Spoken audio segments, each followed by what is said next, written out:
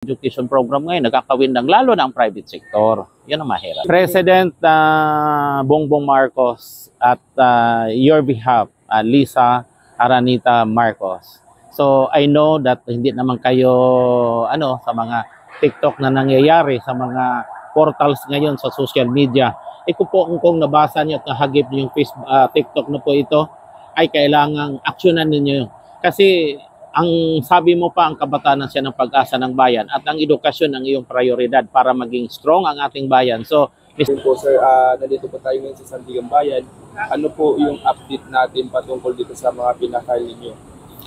Dito po, meron kaming pangalawang file kay Popoy de Vera po na aking pinatutunayan ang lahat na ito na ginagawa ko ito ng bukal sa aking kalooban at walang pangalinlangan at batid kung na ako ay maaaring parusahan sa ilalim ng batas kung sakaling lalabagin ko ang panunumpang ito kasi hanawa ako ng Diyos.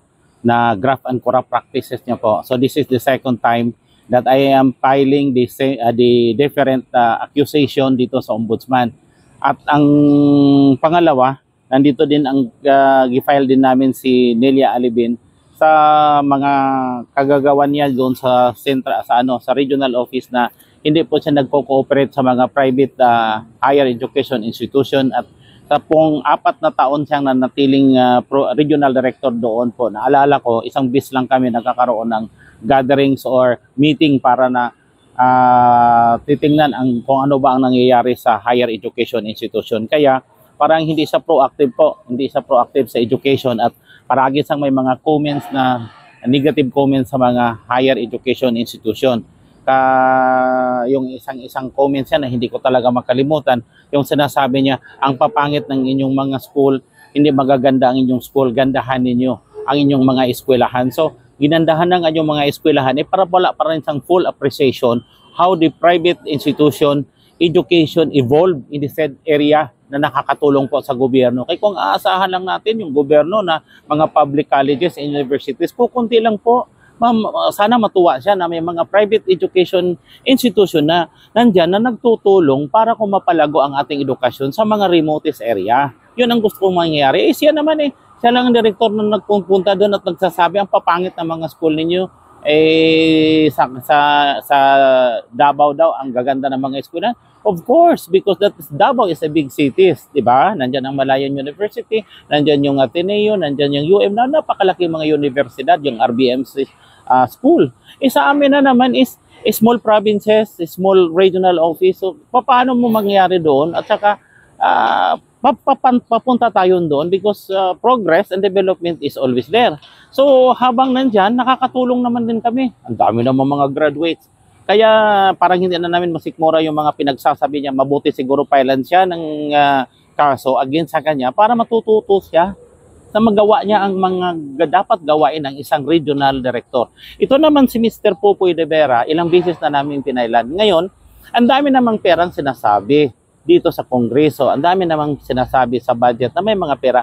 Bakit ang palagi niyang papalabasin, i-cutbacks daw yung funds niya.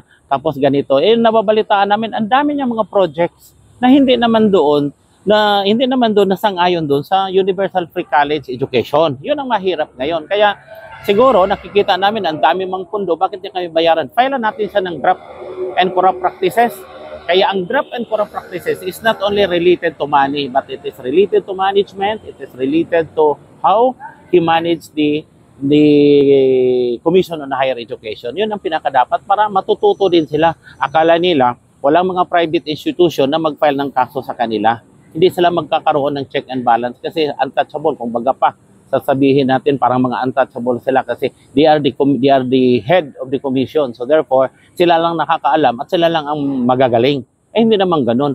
Ang pera na linlaan dyan sa UNIFAS ay galing sa taxes ng mga tao. So kung galing niya sa mga taxes ng tao, ang lahat ay may karapatan na magkakaroon ng access sa ating edukasyon na yon. So siya, tinagay lang siya dyan para na mag-manage because the government is looking into a good manager. But aywan ko ano bang nangyari sa ating college education program ngayon. Nagkakawin ng lalo na ang private sector. Yan ang mahirap. Panawagan na lang po natin sa ating presidente na baka ma-action. President Bongbong Marcos at your behalf, Lisa Aranita Marcos.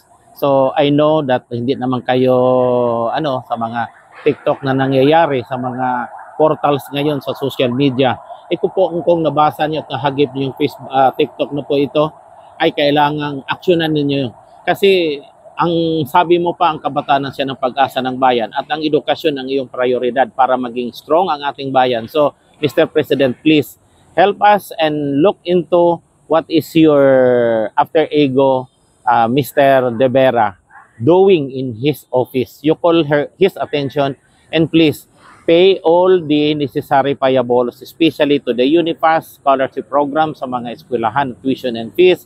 Babayarin din ninyo ang mga allowance sa mga bata para sa ganong paraan, mababa na yung ating attrition rate, bababa ang magdadrop. Ngayon, napakalaki 30 to 40% attrition rate. So ano na lang mangyayari kung sa taon-taon ganyan? Ilan na lang kaya magkakaroon ng edukasyon? So sa ganong paraan, mukhang magbobobo tayo, mukhang kakawawa tayong bansa kung hindi natin bibigyan ng pansin ang edukasyon sa ating bansa. So Mr. President, please. Thank you, sir. Isa na lang po.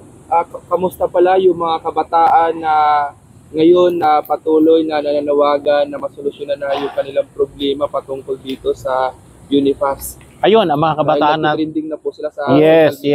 Ako nga, kung nakakabasa ako at makikita ko, parang natutulo palagi yung luha ko. So, dapat pagtuunan ng gobyerno yan because they are continue on fighting their agony, their depression, and everything because until this time, the government, especially the CHED, did not, hindi pa man pumalabas ng NIMO na babayaran sila o ano ba mga assurance na ganon. So habang hindi pa lumabas ang mga assurance na babayaran ng mga estudyante, patuloy silang makikipaglaban according to them. In-interview ko, sa susunod na linggo, Lunes, magpa-file na naman ang 300 students na sa Ombudsman Davao, and then ang isang eskwelahan meron silang 250 and the rest of the schools ay susunod-sunod na po sila hanggang makita ng presidente na kakailanganin ng kabataan ang pera para mapagpatuloy ang pag-aaral. Maraming salamat, sir.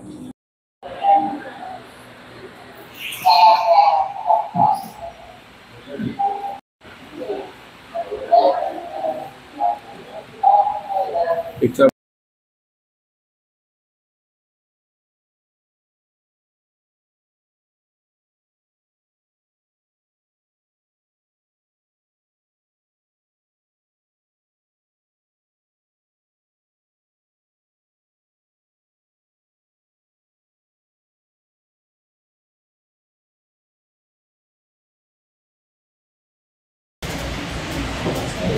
Ito na po yung complaint against kay Nelia Adibin, against sa kanya mga ginagawa dyan sa ating region. So dito na po tinatanggap sa Central Records para may kopya sila at nakapag-file na tayo doon sa loob. Sa ilang linggo lang, gugulong na po ito. Pakinggan yung mga taga South Cotabato, Region 12, na hindi lang tayo manatiling tahimik sa ginagawa nila dyan. Kailangan lumabas man tayo at mag-co-complain para magpo-correct yung mga maling ginagawa nila. Salamat.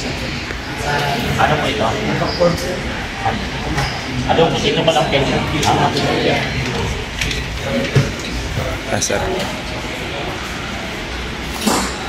Ayan, ito tapos na tayo nag-file ng kaso against Nelia E. Alibin sa Regional Director ng Regional Director ng CHED 12. So ito na po ang sakit na katotohanan at ito na po ang gagawin natin.